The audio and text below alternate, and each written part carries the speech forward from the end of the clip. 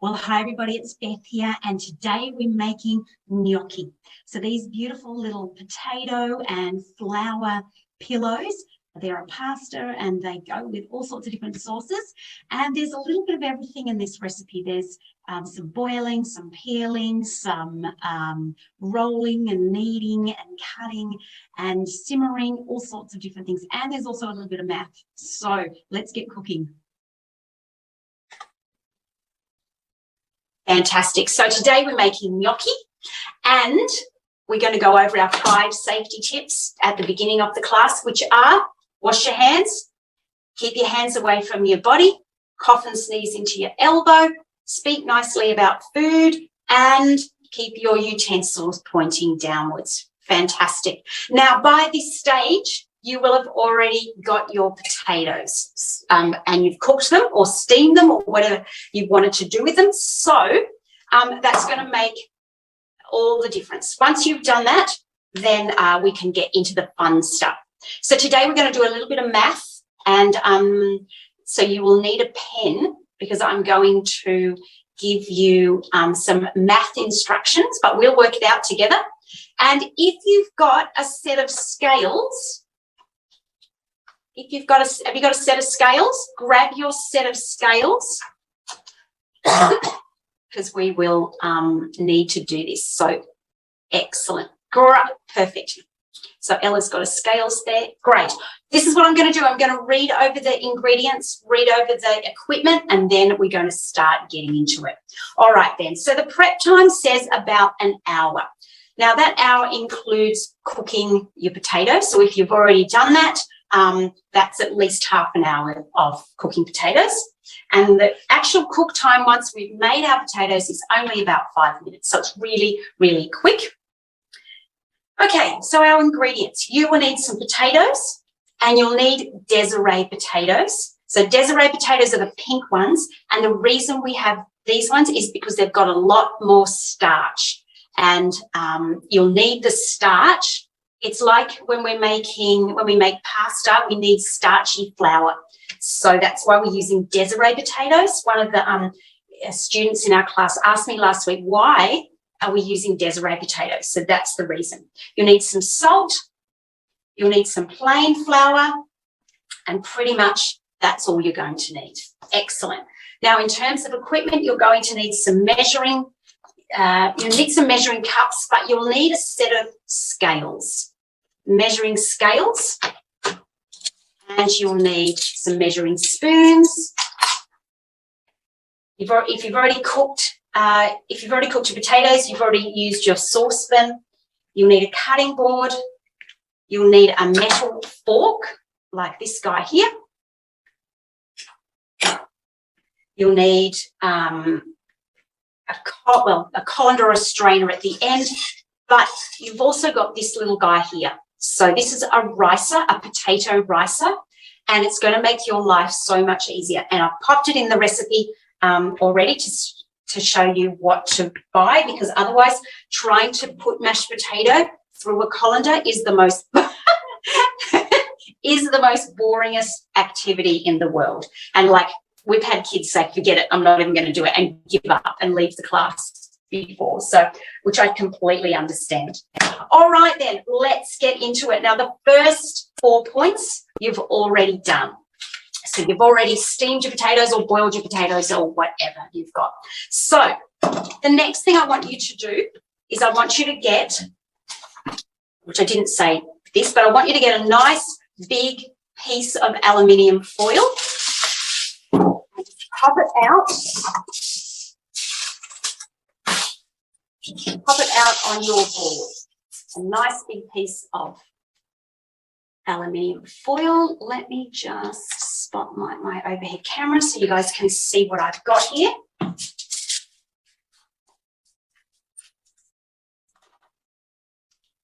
Now, if you've got a potato ricer, you probably won't even need to peel your potatoes.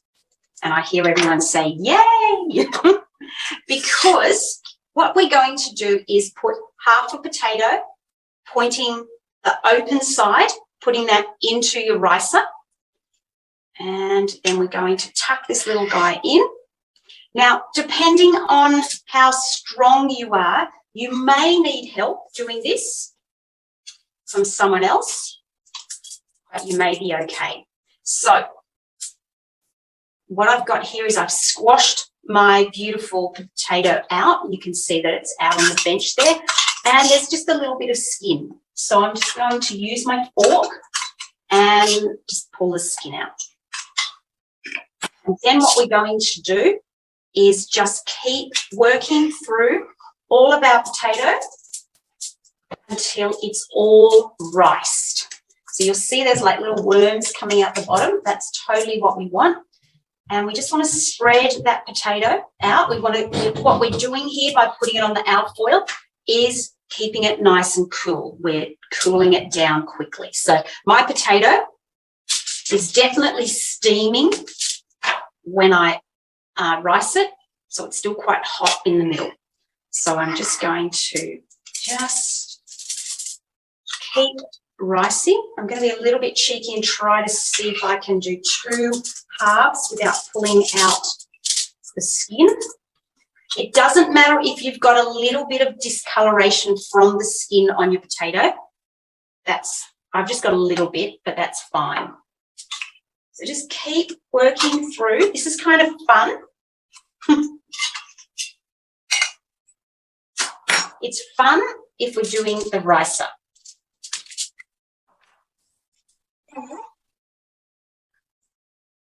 You're right, Anna? Sorry, say that again, honey. When she's using it, this continuously sticks to the top. Oh. Is there a way to... Okay, let me have a look at yours. Let me just pause the recording.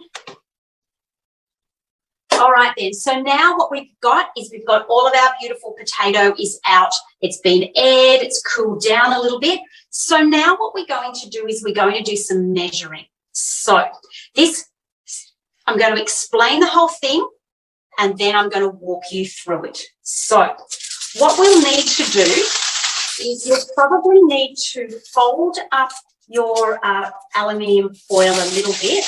Now, the aluminium foil hardly weighs anything at all.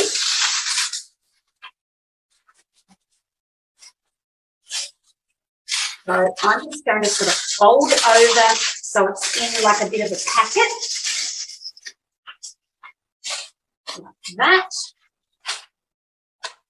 And what we want to do is we want to weigh our potato on our measuring scales. So depending on what it is, and you want to make sure that you've got it on grams, So we want to have 0 grams, and then we're going to get our packet of potato and weigh it. And mine says 564. 564. So, all right. Yeah. 896. Yeah, 896. 896, yours is. Okay, fantastic. So now this is where it needs a little bit of math. What you're going to do, and Mum will probably have to help you, Ella, is we're going to divide your figure by 2.8. So in your calculator, and mine is going to be on my laptop, so I'm just going to do this here. So 2.8 is our little figure. And there's a reason we're doing this.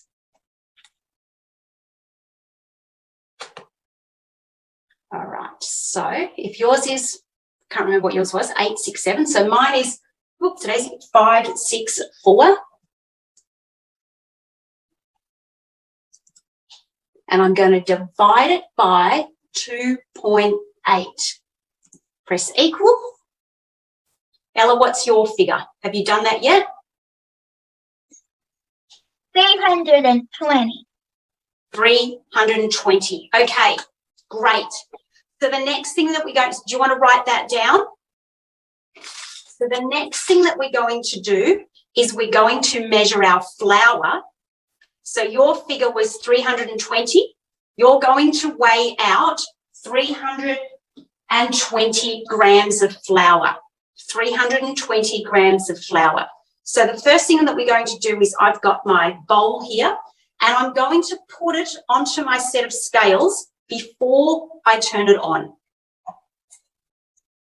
Before I turn it on, then I'm going to turn it on. And that should give you a 0 figure. It's a little bit tricky. And then you're going to weigh out. Yours, Ella's, was 320. Mine is 201. So I'll just put a little bit too much. Great.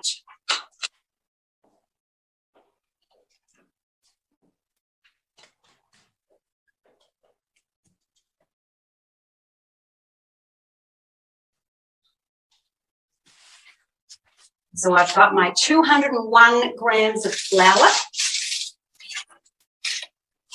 And then you can add your, it doesn't matter what you do, you can either add the flour to the potato or you can add the potato to the flour.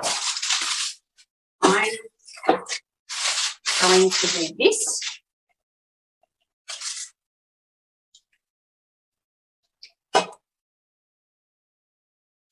And then we're going to add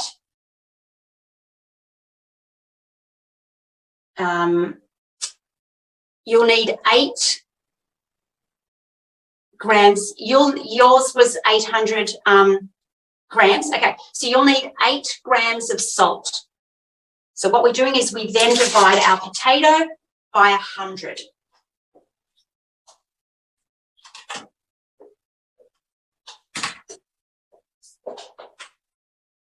So I'm adding 5 grams. So we don't usually get this tricky in our classes, but we want, and I'm always finding a better way of doing something. Get rid of my,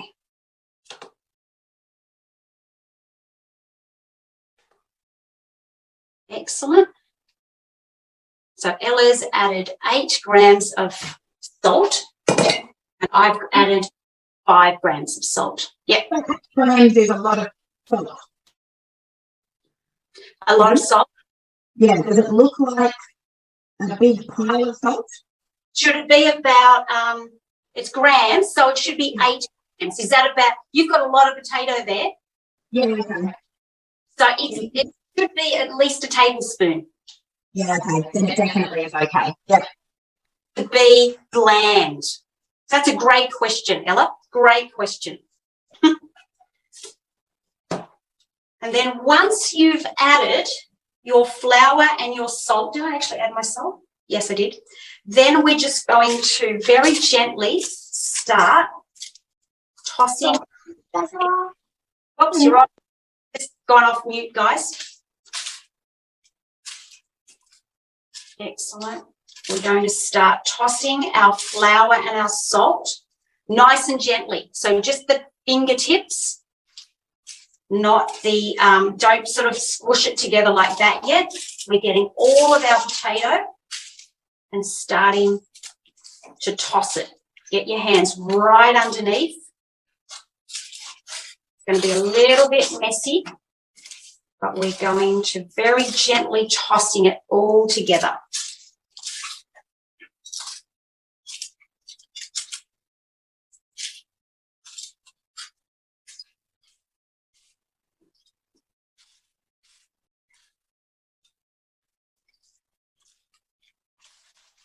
So you can see that I'm just using the tops of my fingers to toss this all together. And we really want to go get to the bottom of our board there. So making sure that it's all nice and tossed together.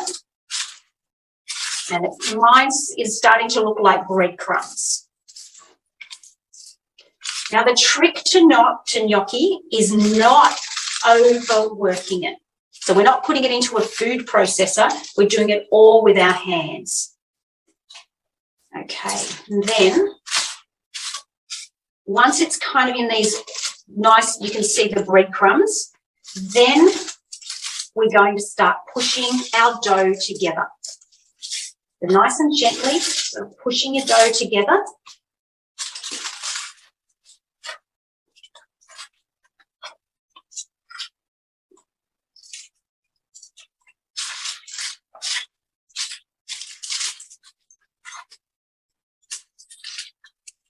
Lifting it up a bit.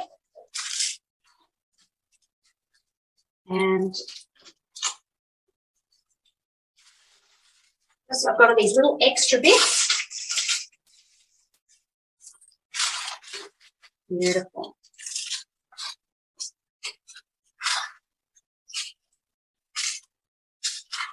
Now you can, well, it's a bit hard to see. I've still got some little bits of potato, but I've pushed it together into a lump.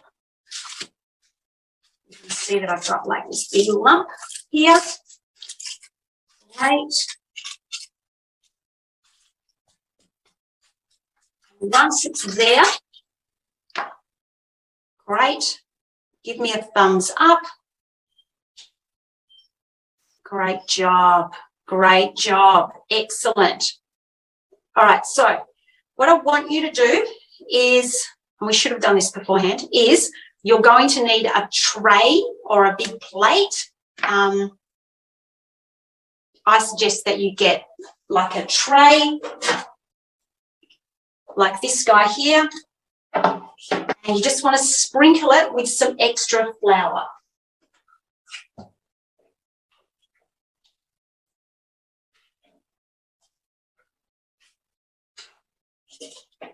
You can use semolina like pizza, but we're just keeping it simple today.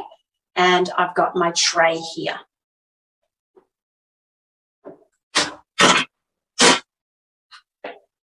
Beautiful.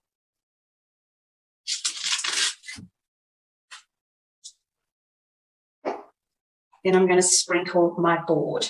So you've got a pastry board there, Ella. Fantastic.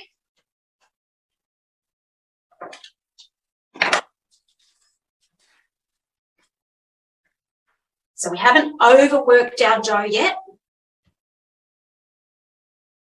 Excellent. And then what we're going to do once we've sprinkled our board is we're going to get our dough and chop it in half and then put one half back onto it, whatever you've got. And then I'm going to chop it in half again and I'm left with a quarter.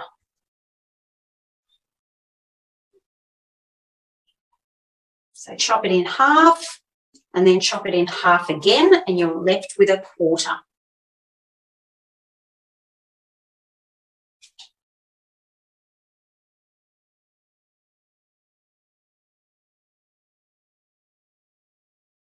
Great. And then comes the fun bit. So now what we're going to do is we're going to roll out our dough into a long sausage shape. So I've said before you're only using the tops of your fingers. Well, now you'll definitely be using all of your hand. So we're going to roll it out. Now, as you're rolling it back and forward, you're also kind of pulling on it or squeezing it out a bit to lengthen it. So we're lengthening it and rolling back and forward.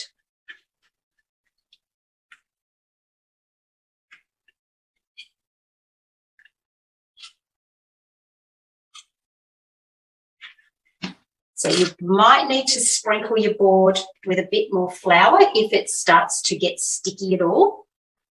I'm going to chop my dough again and just pop one up there and then just keep working on this little guy here.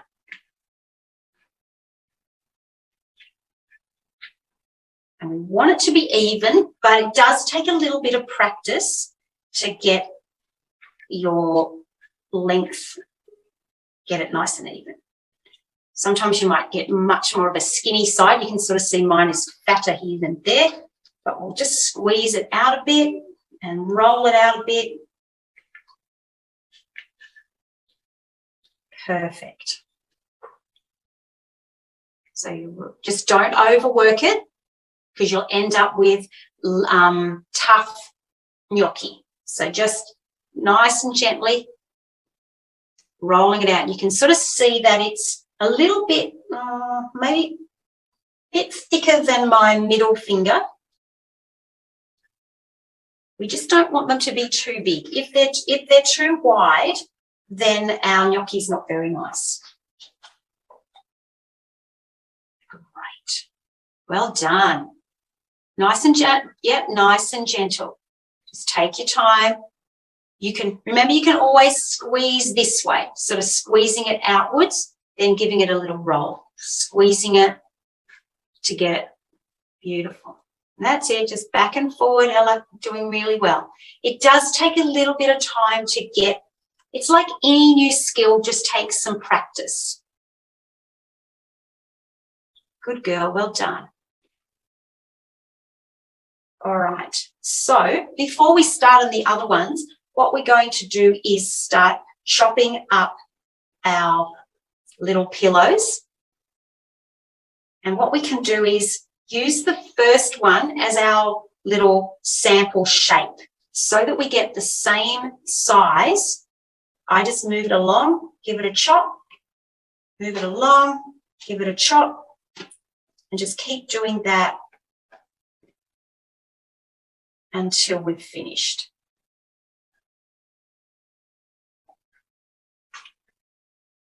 Great, and then we can just pop them up there.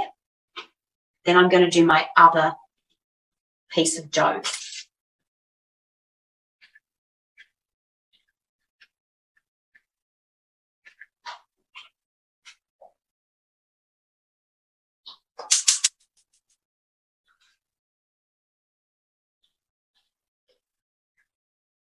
So rolling it out, we're going to make our little, we've got our pillows and we're going to make the little ridges when we've finished the first. Once we've done this one, then I'm going to show you how to just roll out your gnocchi.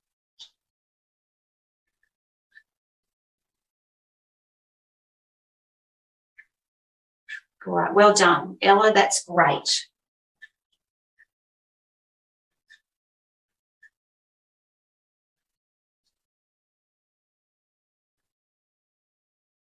Fabulous. And we want them all to be the same size.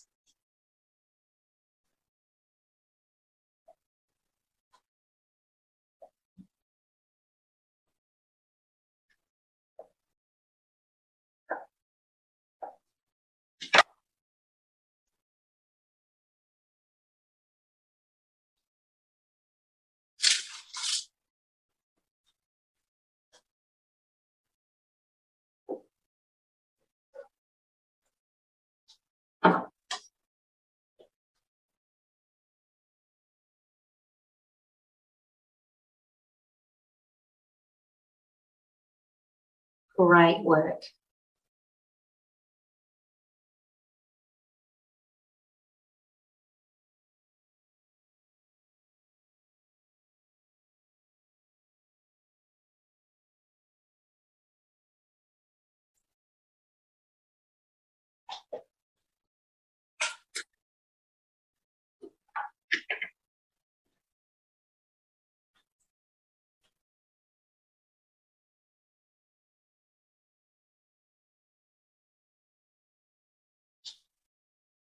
Now, depending on how much potato you have, will determine how long it takes.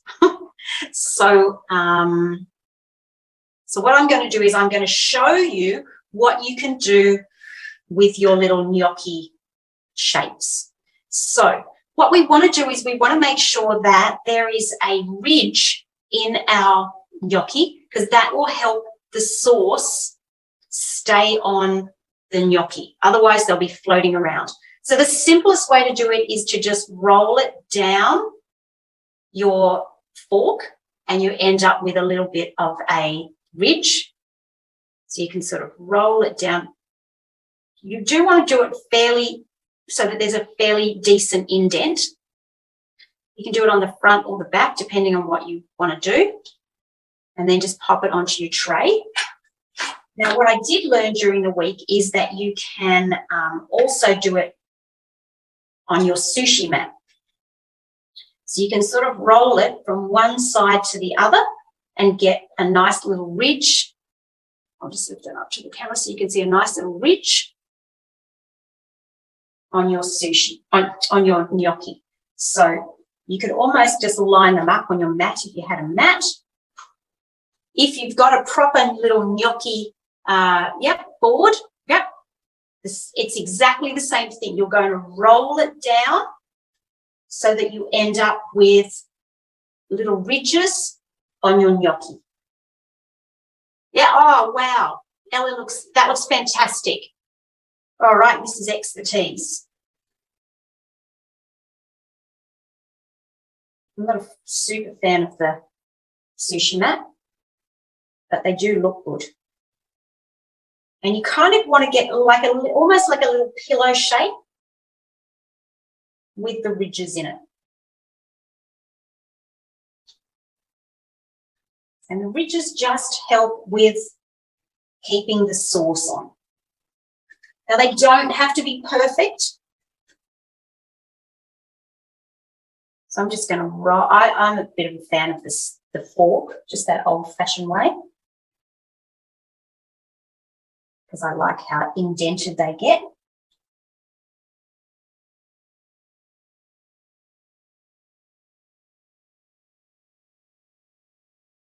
And gnocchi can be served with all sorts of different sauces. You can just have some simple butter or some olive oil with some Parmesan cheese, or you can use Napolitana sauce, and we've made that in the first couple of weeks of our Italian course here. Or you can do some bacon and mushrooms, but they are quite filling. So you won't need as much as what, say, you would cook some pasta. I find that they're much more filling. So they're a really good winter dish rather than a light summer dish. And you can put them in the top of some minestrone or soup, like pumpkin soup even. Great. And because we've got quite a lot here today, if you wanted to, you could always freeze the uncooked ones. So I know I've read somewhere that you can't freeze them, but every time I've frozen my uncooked gnocchi, it's worked out perfectly. So if you are going to freeze them, you just freeze them in an open tray, like covered with some cling wrap, until they get firm, and then you can put them into a little Ziploc bag or smaller container. But great. All right.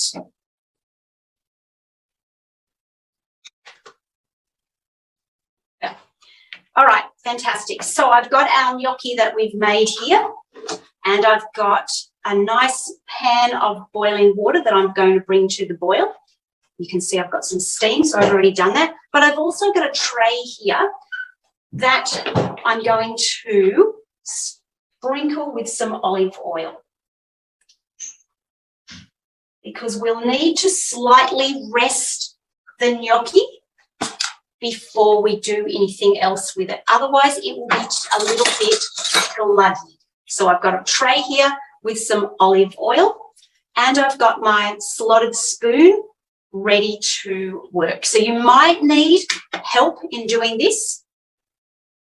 You probably will need help in doing this just to make sure that you're nice and safe. So I'm going to turn my pan on to boil.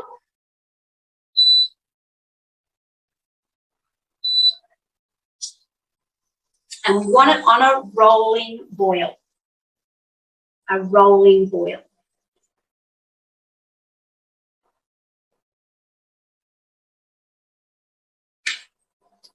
So while I'm waiting for my pan, going to load up my gnocchi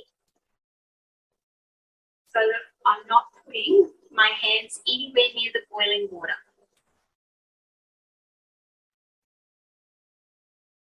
You can use a nice big pan. I'm just going to cook a few here.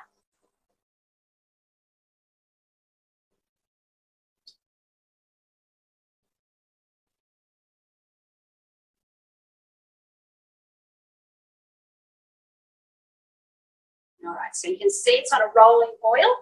And then I'm going to add a teaspoon of salt. I'm going to add my gnocchi and they will sink to the bottom.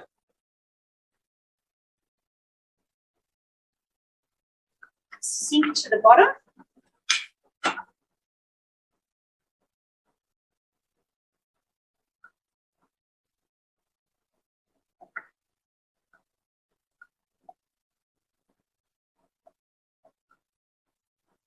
Just waving up. Now, what we're watching for is we're watching for our gnocchi to start coming to the top. I'm going to give them just a tiny little jostle.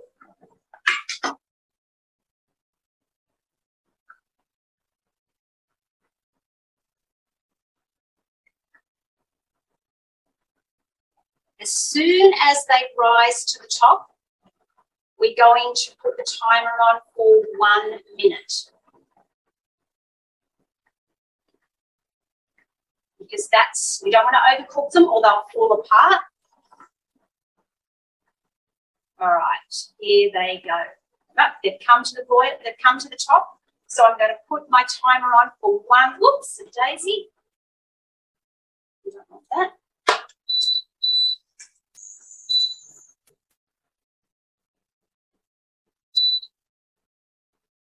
So boiling water, so we need to be super careful.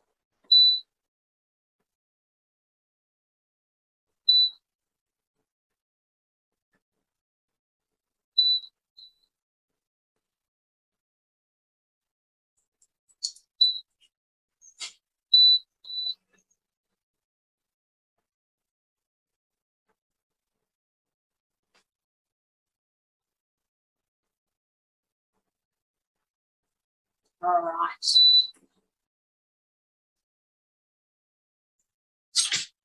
Once they've been on for a minute, we're going to use our slotted spoon. You don't want to put them in a colander because if you put them in a colander, they'll all stick together. So you can see that I'm just putting them onto my tray and I'm going to just very gently toss them in the olive oil. Now, I've just done a small amount.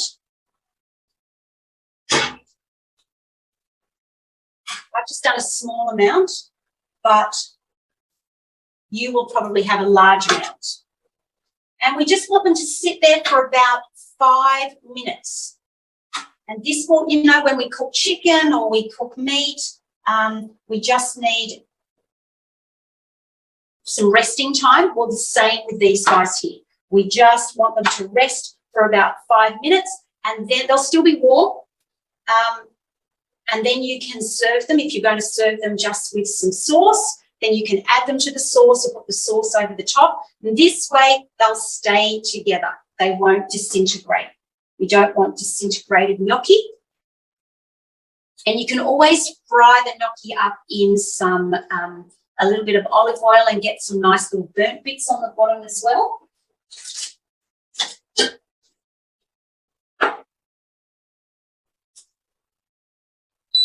I'll just do this now. You do need them to be there for 5 minutes. So but you can see it doesn't take a long time to cook them. The hardest bit is really just making them.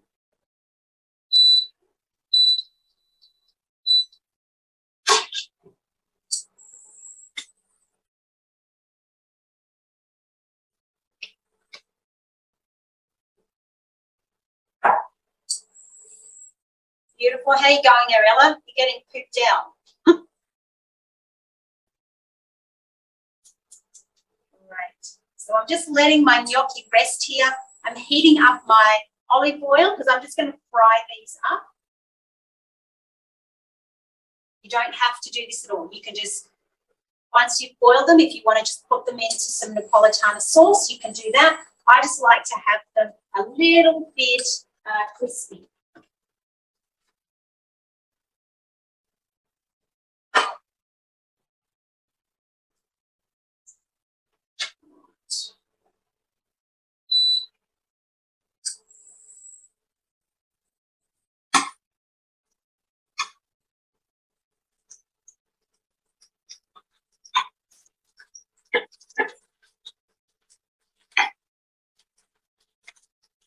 You can hear that beautiful sizzling. That's perfect.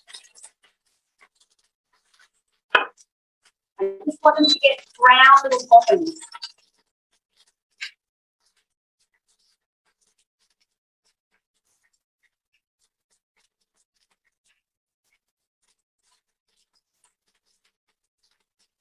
Checking them just to make sure. We're not going to toss them over.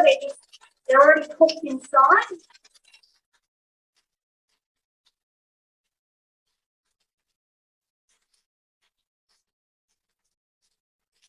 Right, that one's already cooked. Beautiful.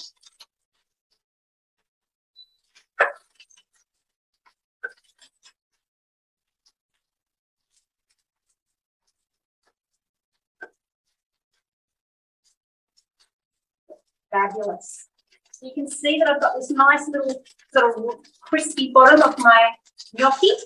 They haven't fallen apart or disintegrated. They look really pillowy, and now they are just perfect. Absolutely perfect. Ready to top with a sauce or just some cheese, some olive oil. Fantastic. All right. Fantastic. So we've got our beautiful gnocchi, and you can see that I've fried them in that little bit of olive oil. You don't have to do that. You can just eat them with Napolitana sauce or with some cheese, or like I said before, with some bacon and mushroom as well. They're just beautiful, absolutely beautiful. And if you are going to freeze them, you do want to freeze them before you cook them. So then you can just easily just take them out of the freezer, pop them in some boiling water, and they're a really great little midweek dish that you've made yourself. All right, fantastic. Well, happy cooking.